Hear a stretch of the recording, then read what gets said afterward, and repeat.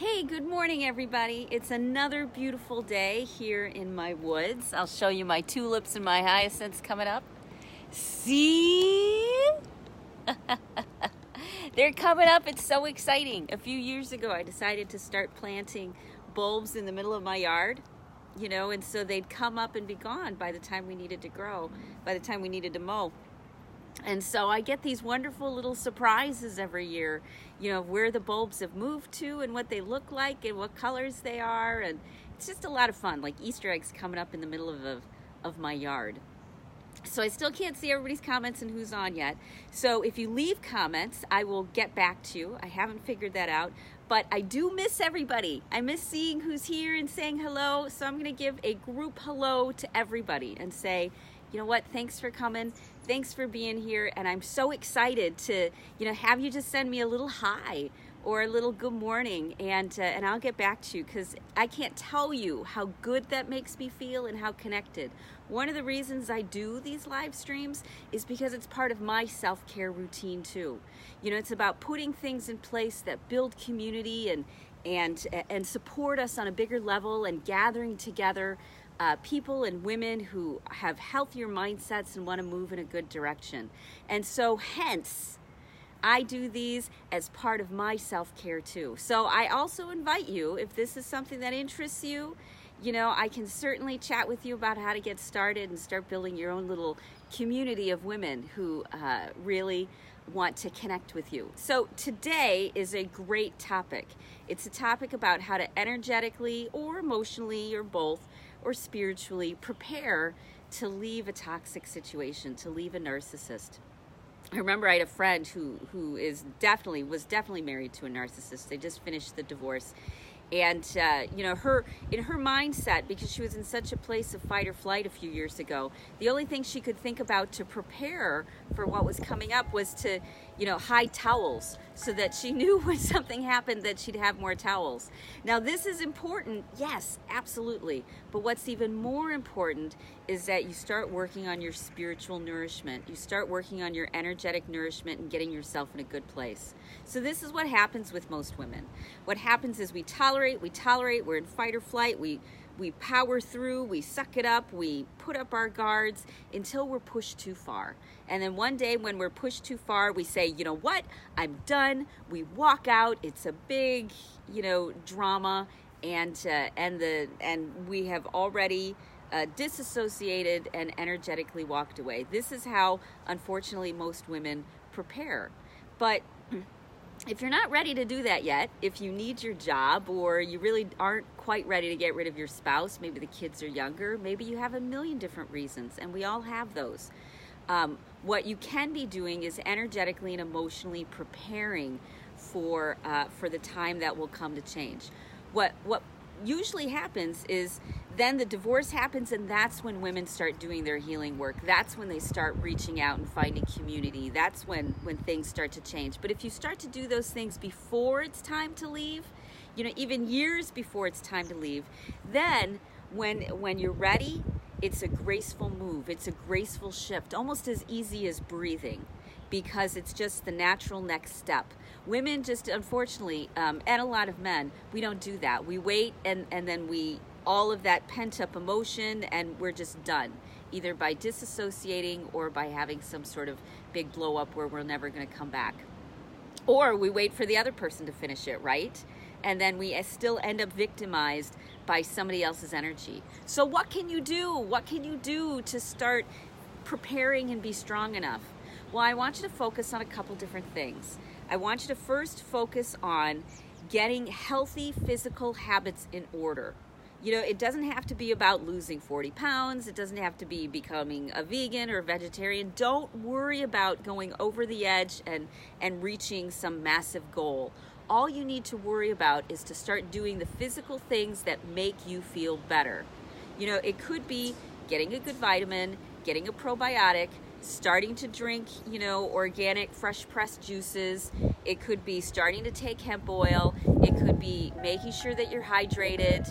getting to the gym a few times a week just to walk. You don't have to do anything. You don't have to become Arnold Schwarzenegger. Just to start moving that energy. Maybe you start doing saunas and steam rooms. Maybe you start bringing ritual into your life.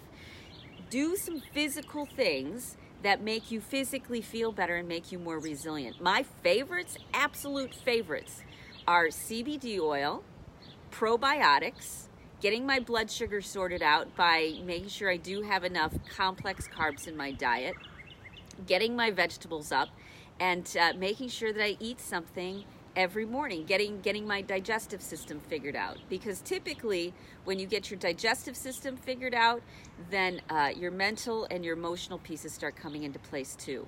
The next thing that you can do is find a really good coach or find a good psychologist or a good program. One good program is Landmark Forum, and they're all over the world. And that's a wonderful place to start to do emotional cathartic release. Or I'm going to start doing a 8-week group program, which I'll be able to give you more information about next week. That's going international. So, it'll be an 8-week program to start getting your parts and pieces together so that you can leave if you want to leave. And who knows, you may decide, after you've done your own healing work that you don't want to leave, that enough changes have happened in the relationship that it's worth it for you to stay. But if you're ready to go, you need to start preparing yourself emotionally and energetically, because you've got a lot of emotions going on that have been suppressed, that you've kept down, that you've controlled, that you've manipulated, that will need to be expressed, because otherwise they'll come out not in your best interests. It is not in your best interest to come from a place of pain and emotion and fight or flight, because that is something that other people will manipulate.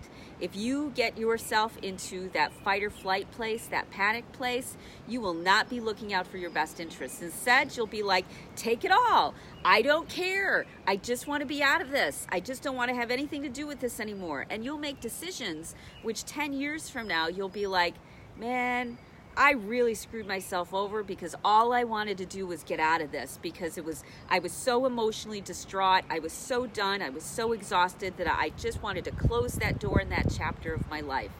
And that's understandable, but that's not in your best interest. It really isn't. What's in your best interest is to start seeing somebody, as I said, a coach, a coaching program, a group program, a psychologist, Landmark Forum, something to start moving this energy, these suppressed emotions, something to start getting them out of you, so that when you're ready to leave, it's just, this isn't working for me anymore, and you're able to go.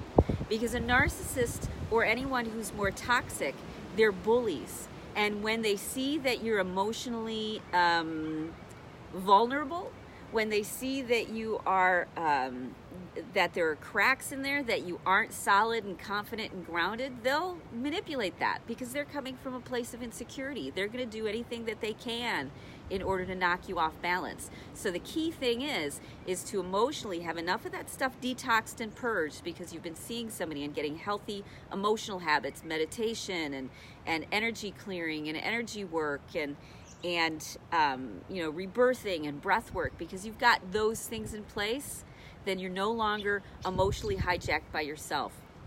One of the biggest problems that I had when I would be in stressful situations is that I would pee, because I was internalizing so much stress and so much emotion, because I was so sensitive to everything going around, because of everything that I'd been controlling for so long, that would come out for me physically.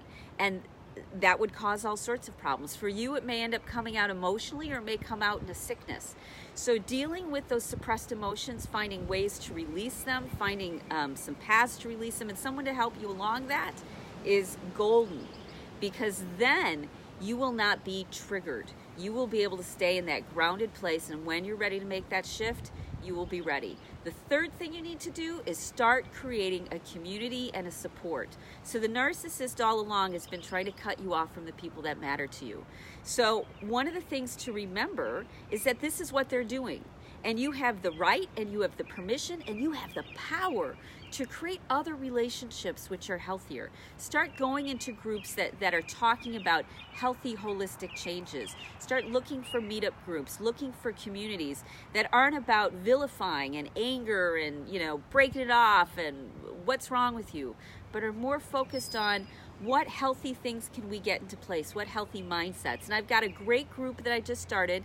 Take a look for it. It's Healthy Mindsets to Cope with Narcissists. And everything, I'm avoiding anything that's, they're evil and the world is coming to an end and they're out to get you. We're staying away from those things. We already know that stuff is true.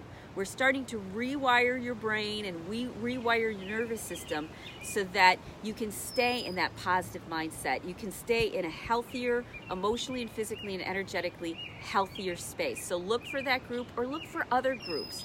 Good Reiki groups, good support groups, either in your area or online, that you can start talking to people. You have the power and the right to do this.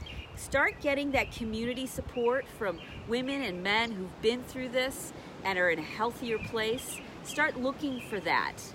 Even if it's not an exact fit for narcissism, maybe you struggle with childhood PTSD, maybe you had sex abuse, maybe you had domestic violence, maybe you had alcoholism in your family, maybe you had addictive sorts of things. But get into a support group that is truly supportive.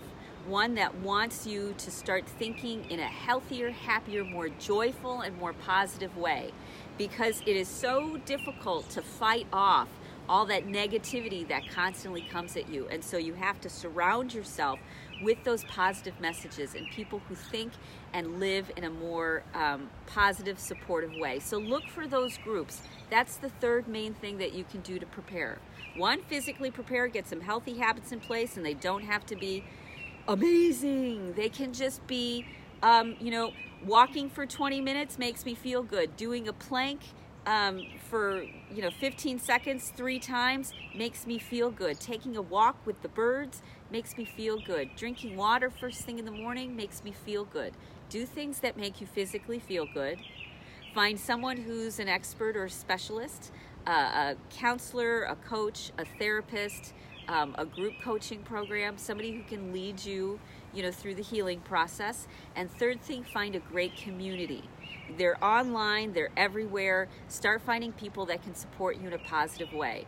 You're here, you're in the place you're at partially because the people are around you, the physical choices that you've made, and you haven't known that you can change, and you absolutely can. You are like Play-Doh. You can change your mind and shape it. You can change your body and shape it, all the time. Every 7 years, everything in your body has changed over. So you have the potential and the possibility and the ability, and it's a lot easier than you think. It takes longer than you hope. You don't want to wait till the last minute. But if you start now, by the time you're ready, you will be the person that a narcissist does not want to screw with, that a narcissist isn't interested in screwing with, because you're no longer that victim, because you've got the support, because your body's in a good place, your mind's in a good place, and because you've gotten expert advice all the way. So I want you to look for my group. That's your homework assignment today. Look for the Healthy Mindsets to Cope with Narcissists and start developing one of these 3 things. Join the group or invite somebody else to join the group. So that we can build the healthiest community possible. Because one of the challenges that I see out there is that there are not really good, healthy role models. They're all still in that victim stage, still in that there's nothing I can do, I'm helpless, I have to fight back, I have to punch harder, I have to, and that's not really good for you. That's not going to move you in a good direction. That's still in that anger, fight or flight, pain place. And that will keep you in that loop. That will keep you feeling victimized. Our job is to help you break out of that victim mindset and really take your power back, okay? And so do one of those steps. That's your homework assignment for today and over the weekend if you could, because it's Friday! How exciting, okay? Cool. So leave a comment, because I can't see who's been joining me yet. Haven't figured that out.